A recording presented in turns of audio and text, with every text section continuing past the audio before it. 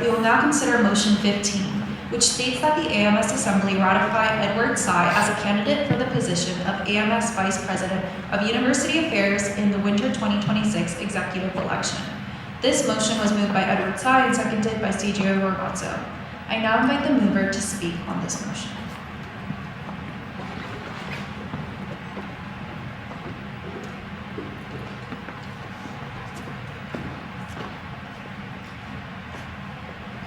Hello everyone, my name is Edward Tsai, use they, he pronouns, and I plan to run for your Vice President University Affairs for this upcoming academic year. I know it's been a long day of assembly talk. I hope that I can at least give you a little bit of entertainment while also providing some information on why I would be a great DPUA and ensure that I'm meeting students where they are and advocating on behalf of all of 21,000 students.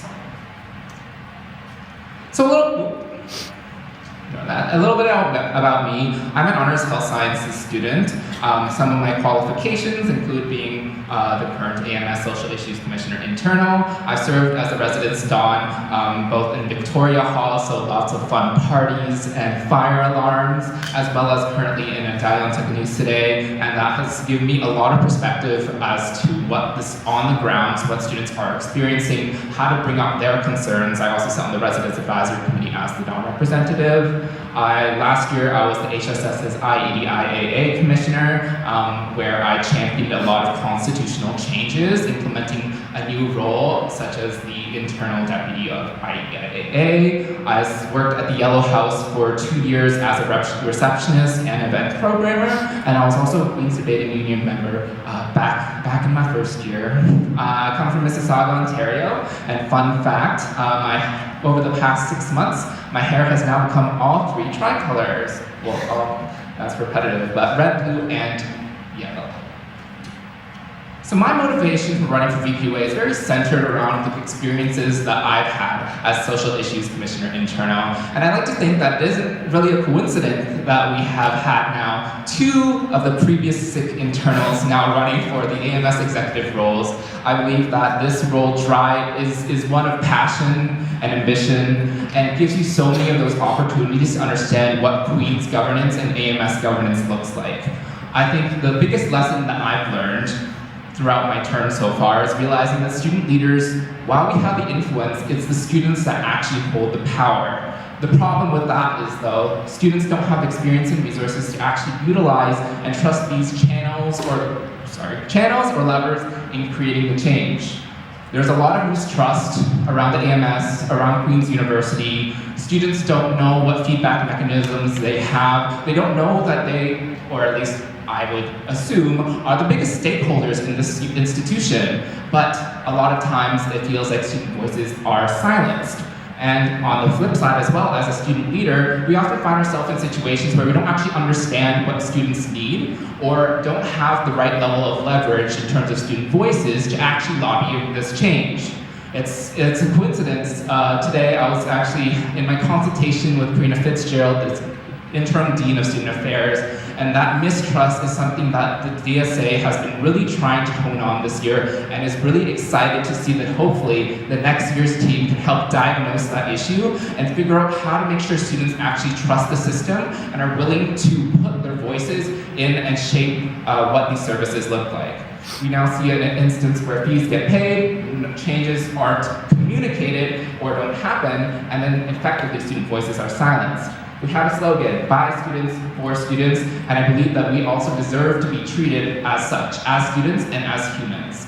A lot of us here, student leaders, oftentimes we run into the case where students expect a lot from us, which is fair. We hold these positions of power, but I feel like we need that level of transparency of communication to really rebuild that trust and also advocate on basic human rights around things like food insecurity or housing insecurity. In terms of my pillars, I have 3: accountability, community, and efficiency. I'm hoping that we can ace our student experience by, first off, reintegrating public forums and student advocacy town halls, kind of like an analog to our assembly, because I find most of the times we don't have the general student here, even though this is supposed to be the highest governing body for our students. Similarly, AMS 101 series, I've done over 45 consultations with student leaders over these past 2 weeks, and one of the recurrent issues is the lack of communication and understanding of the systems that are created for you. On the other hand as well, advocacy action plans so that we have a direction and transparency to the direction in which AMS is advocating for students. On the community end, we're hoping to build more of those cross-university relationships, advocating for basic human rights, safety, and inclusion, and coordinating discount sponsorships and giveaways that a lot of students are searching for but having trouble to find. Efficiency as well through public services like buses, ICE clearance, landlord registries. The AMS Resource Hub I know has been something that has been started now, which I'm so excited for. And I think evaluating how that has come into effect this year, championing and figuring out what students need based on the feedback that we get this year is really integral for the next year's team to carry out. Similarly as well, club and event sanctioning has been a recurrent problem in the AMS for many years.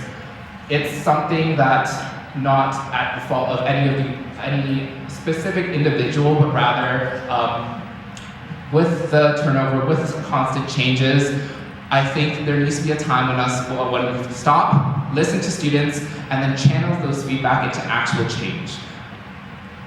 My KPIs focus on trafficking, finding the traffic on these progress trackers, on this AMS 101 series, on the Resource Hub, and improving student ratings on public services and AMS processes. I really hope that my philosophy and approach to the EPA portfolio, similar to my SIC internal approach, is one based on research, where we diagnose the issue, we mobilize people to address it, facilitate the change, and then refreeze the status quo. Now, I know I've spoken for a long time, so I'm just going to leave it as is. Here are some things that I have done over the past few months of my term, as well as through my 3 years here, and I'm happy to take any questions.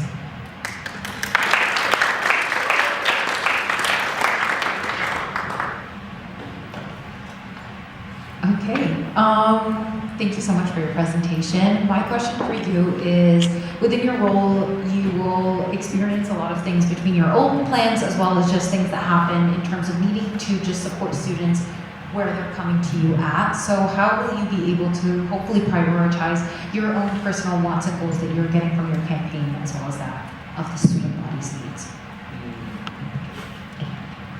I think a lot of that comes down to the first few stages of the executive term. I know with the incoming from February to April, really had the opportunity with the current executive who are taking on all of those operational items and tasks to focus on actually understanding what students need and facilitating that nice transition. There's also that AMS experience survey that comes out near the end of the year, which really helps dictate what students are it really dictates what the new incoming team will be striving to advocate for. So having appropriate questions on the plebiscite enables the BPWA to kind of dig deeper into those broader advocacy issues and figure out what kind of avenues we can create to have more dialogue around it. For example, having town halls specifically around AI, I think is a really huge topic that I've been hearing, or kind of guiding discussion around, I think Bill 33 especially. I think there's lots of folks here that is a really big concern that they're feeling. And I think it's the burden on the AMS to figure out, what is the biggest worry for them? Where are we missing our gaps of communication? I think that even throughout my consultations, there are some folks who don't even know what USA is, and those who sit on assembly. And I think that, as a baseline, shows that we, as an institution, need to show students and provide that transparency so that they can hold us accountable and actually tell us what they need.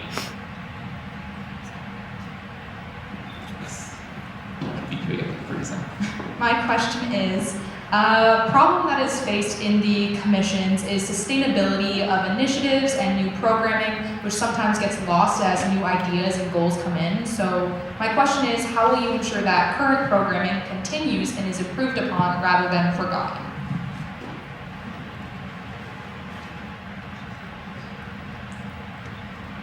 Once again, that little team working very closely with the outgoing executive to ensure that their team of commissioners or assistant managers, etc., are properly transitioning the new team in. I think that's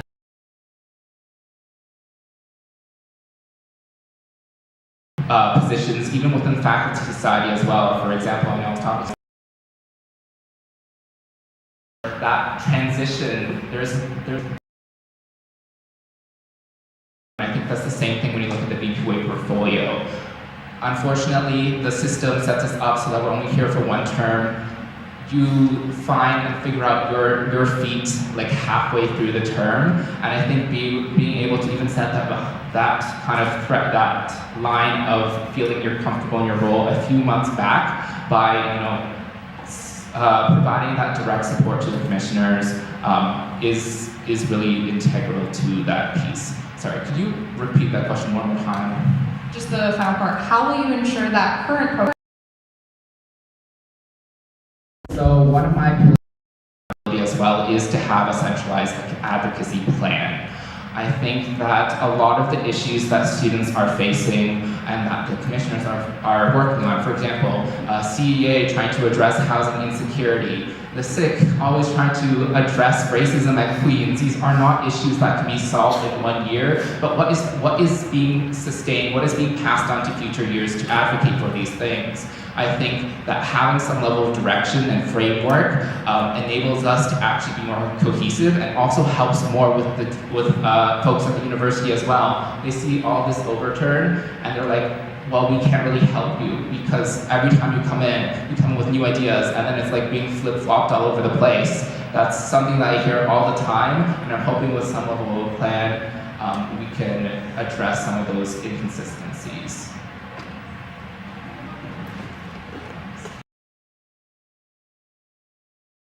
The University Affairs portfolio is well known for advocacy on campus. However, as an executive, you carry a fiduciary responsibility to ensure financial sustainability. How do you plan on carrying this out and maintaining this amongst the governance portfolio? Thank you for the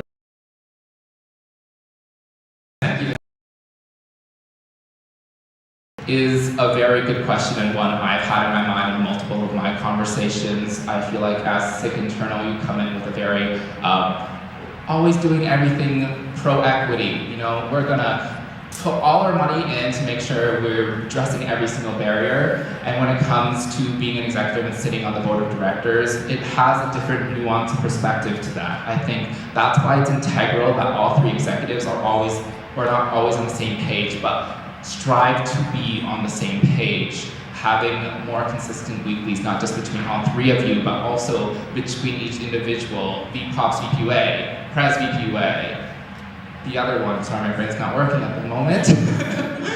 But I think a lot of the fiduciary duty, there is no answer. It's not a black and white question, and it comes at that's why I think a lot of the committees exist, where there are those experienced members as well. There's a reason why we have these perm staff that say year after year after year they have excellent experience, while us students bring in and advocate on behalf of all 21,000 students. And I hope that we can, I think VPUA being that one that's so student-facing, is able to hear from students, bring it to the table with the other executives, and figure out what it actually means to be in the best interest of the students, but also be in the best interest of AMS as a corporation that is by students, for students. Thank you.